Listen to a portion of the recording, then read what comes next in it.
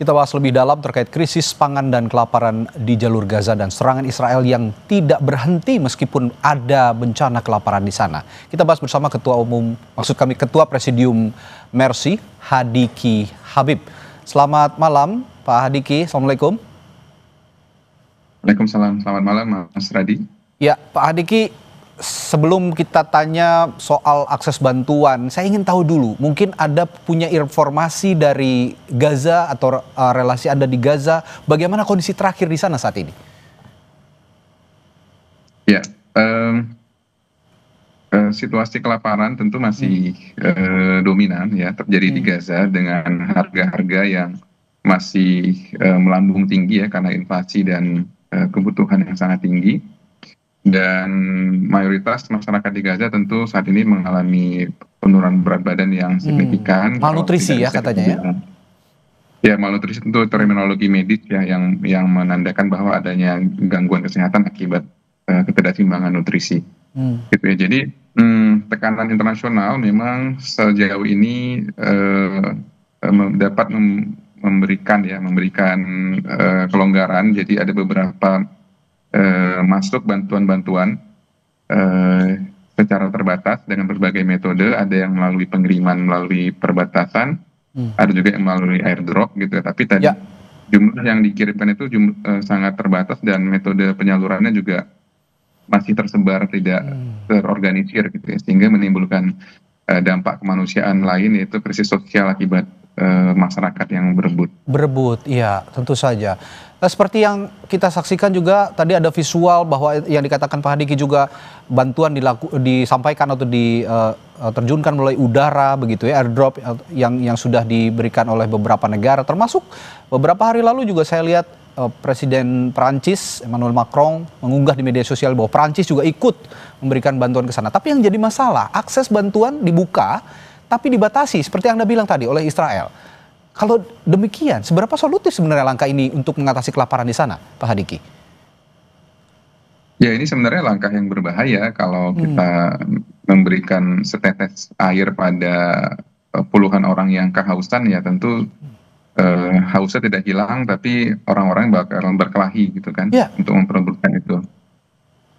Oke, itu yang ada katakan tadi, ada krisis sosial di balik bencana kelaparan ini begitu, yang harusnya bisa ditata, bantuannya bisa diatur. Nah, pertanyaan saya selanjutnya, jika memang akses sekarang dibatasi, ada tidak kemungkinan untuk bisa mengatur bantuan ini, meskipun sedikit saja diatur, ditata sedikit demi sedikit, Pak Hadiki?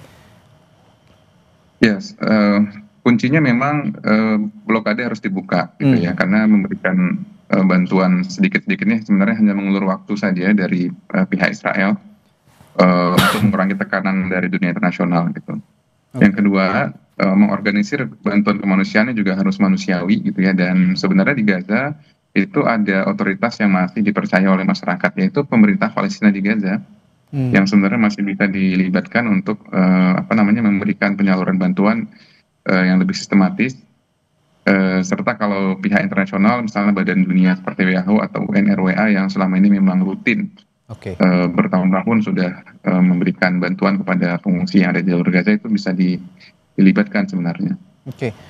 Kalau saya lihat berbagai bantuan yang disampaikan ataupun yang kami lihat lah akhir-akhir ini ya di berbagai informasi yang disampaikan dari berbagai berita di seluruh dunia begitu, yang diterima oleh mereka ini warga Gaza kan saya lihat ada tepung begitu ya, kadang juga ada beras sedikit begitu. Tapi yang paling dibutuhkan sebenarnya menurut informasi dari sana, yang paling dibutuhkan mereka bantuan apa sih, Pak Hadiki? Ya, bahan pokok ya, sama seperti yang kita butuhkan sehari-hari, hanya mungkin kalau kita biasa beras, kalau di sana memang gandum ya. Ya, tapi memang yang masuk itu tidak seimbang, jadi kandungan proteinnya itu sangat kecil ya buat masyarakat di sana, terutama nanti yang terdampak tentu anak-anak balita dan usia lanjut. Ya, dengan terbatasnya bahan makanan, lalu tadi juga ada krisis sosial, tentu memunculkan juga krisis gizi. Saya dengar anak-anak di sana banyak sekali yang susut berat badannya karena malnutrisi atau kekurangan gizi. Yang ingin saya tanyakan juga, rencana Mercy selanjutnya, bagaimana Pak Hadiki? Terutama untuk bantuan medis, karena akibat malnutrisi ini pasti akan ada gangguan kesehatan, terutama untuk anak-anak. Baik, tim IMT Mercy ke-9 saat ini sudah masuk ke dalam jalur Gaza minggu lalu ya. Kita ada 2 orang warga negara Indonesia, dokter spesialis yang sudah masuk. Kemudian untuk penyaluran bantuan sendiri, bantuan makanan, itu juga tetap bisa kita salurkan di dalam Gaza secara aman ya, alhamdulillah gitu. Karena memang kita bekerja sama dengan Kementerian Kesehatan Palestina yang ada di Gaza, kemudian membuat struktur penyalurannya yang memang lebih terlokalisir gitu ya, sehingga tidak dikumpulkan masyarakat ke dalam satu wilayah dengan jumlah bantuan yang terbatas gitu. Oke. Nah, melihat kondisi seperti ini sebenarnya apa yang bisa dilakukan masyarakat dunia? Kalau aksi solidaritas kan kita sudah saksikan semua di Indonesia kemarin, di Jakarta begitu besar-besaran, di Sydney, di Australia juga ada long march warga Australia atau warga Sydney di jembatan yang berada di Sydney yang panjangnya cukup panjang, itu melibatkan setidaknya 200.000 orang. Belum lagi di negara-negara lain. Apakah aksi solidaritas ini juga bisa mengetuk mengetuk masyarakat dunia atau pemerintah-pemerintah, pemimpin-pemimpin dunia untuk menekan Israel agar bisa sepenuhnya membuka akses untuk pemberian bantuan? Ya, aksi solidaritas menunjukkan bahwa masyarakat masih tetap peduli dan concern terhadap situasi yang ada di Gaza Palestina, dan ini merupakan sebuah sinyal yang positif, apalagi kalau memang ada keterlibatan negara di dalamnya. Dan tentu kita berharap kegiatan-kegiatan yang bottom up ini, yang berasal dari masyarakat dan kepedulian ini bisa terus mengangkat isu yang ada di Gaza Palestina, sehingga tidak bisa dibiarkan berlalu gitu ya. Kejahatan ini memang harus terus-menerus disuarakan. Oke. Selain dengan jalur-jalur formal yang memang bisa dilakukan oleh institusi kenegaraan. Oke, tadi Anda mengatakan ada juga sejumlah dokter ya yang sudah dari Indonesia yang sudah juga masuk di wilayah Gaza dan akan segera memberikan pertolongan, akan memberikan bantuan. Tapi sebenarnya kalau kita mapping, kita melihat mengkategorisasi wilayah-wilayah yang paling banyak membutuhkan bantuan itu di mana di Gaza, Pak Hadiki? Ya, saat ini dengan adanya buffer zone ya, zone di jalur Gaza yang dibuat oleh Israel, maka masyarakat yang sekarang bisa berada di aman di jalur Gaza itu terbagi atas wilayah utara yaitu di Gaza City, dan wilayah tengah itu di Derbalah. Dan di selatan itu daerah Khan Yunis itu. Jadi betul, jadi itu wilayahnya sudah sangat terbatas ya kalau dibandingkan wilayah awal sebelum perang 2023, ini mungkin sudah sekitar 60% ke 50% sebenarnya. Oke.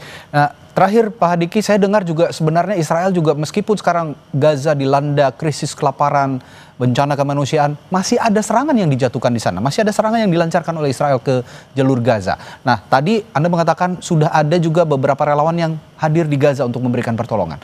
Dengan kondisi seperti itu, bagaimana mengakali supaya kita juga sebagai relawan yang mengirimkan relawan juga bisa selamat dari serangan?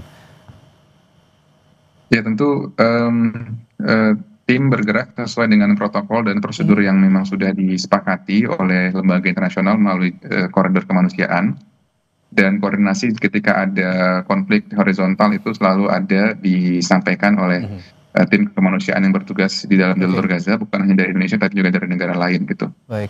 Meskipun demikian tentu risiko terdampak itu ada, sehingga ya tentunya kita tetap harus berhati-hati dan berdoa selalu dan dukungan dari masyarakat tentunya. Tentu seluruh masyarakat Indonesia juga ikut berdoa bencana kelaparan, bencana kemanusiaan yang terjadi di Gaza yang sudah berlarut-larut ini bisa segera berakhir. Baik, terima kasih Ketua Presidium Mercy Hadiki Habib telah memberikan informasinya di Sapa Indonesia Malam.